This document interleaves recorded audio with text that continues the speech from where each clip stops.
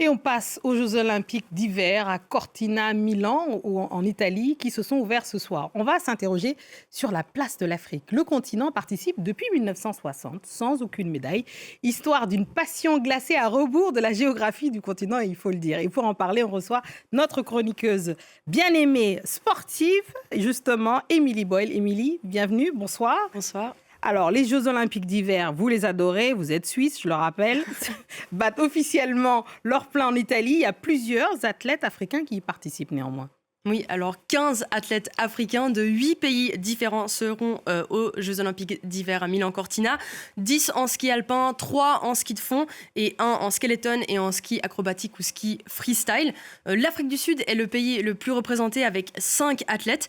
Et le Bénin et la Guinée-Bissau font leur début aux Jeux Olympiques d'hiver. C'est la première fois qu'ils seront aux JO d'hiver. Une athlète à suivre, selon moi, c'est Mialicia Clerc, originaire du Madagascar. Elle va entrer dans l'histoire en tant que la première athlète africaine à participer à 3 Jeux Olympiques d'hiver, après Pyeongchang en 2018 et Pékin en 2022. Alors, Émilie, je l'ai dit en introduction, le continent africain n'est pas réputé pour sa glace et sa neige. Alors, comment ces athlètes parviennent-ils à concourir au plus haut niveau dans les sports d'hiver? Comment ils s'entraînent? Ouais, alors tous les 15 athlètes qui vont être à Milan cette année ont tous des parcours hyper intéressants. Prenons justement Mialicia Clerc qui est née au Madagascar, mais adoptée par des parents français qui vivaient à la montagne, donc elle a grandi les skis aux pieds. Pareil pour Nathan Chibozo, skieur du Bénin, et le Nigérian Samuel Ikpefan, tous les deux nés en France et qui ont commencé à skier comme moi à l'âge de 3, 4, 5 ans. D'autres se sont lancés dans le sport relativement récemment. Si on prend par exemple le Sud-Africain Matt Smith, il a seulement commencé le ski de fond il y a 3 ans, quand il a déménagé en Norvège pour y lancer une entreprise de tech. Donc plein de profils très différents parmi ces On est athlètes-là. d'accord qu'ils sont largement sous-représentés, les Oui. Africains. Oui, très, très sous-représenté. Et il reste un nombre d'obstacles pour tous ces athlètes africains. La première difficulté, évidemment, c'est l'accès, parce qu'ils doivent voyager des kilomètres et des kilomètres, changer de pays, parfois pour avoir accès à des infrastructures d'entraînement.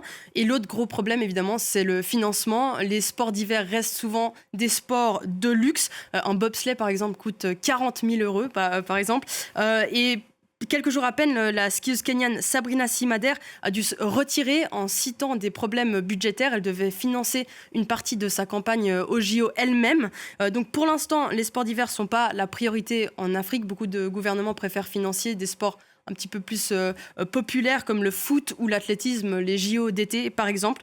Donc il reste un petit bout de chemin, mais qui sait, peut-être que cette année, on aura la première médaille africaine aux JO d'hiver, je l'espère en tout cas. Ah bah, j'espère, on sera là et on en parlera. Merci Émilie, les Jeux d'hiver, c'est extrêmement cher. C'est pour ça que j'ai jamais fait de ski de ma vie. Voilà, merci Émilie, merci beaucoup, merci d'être venue.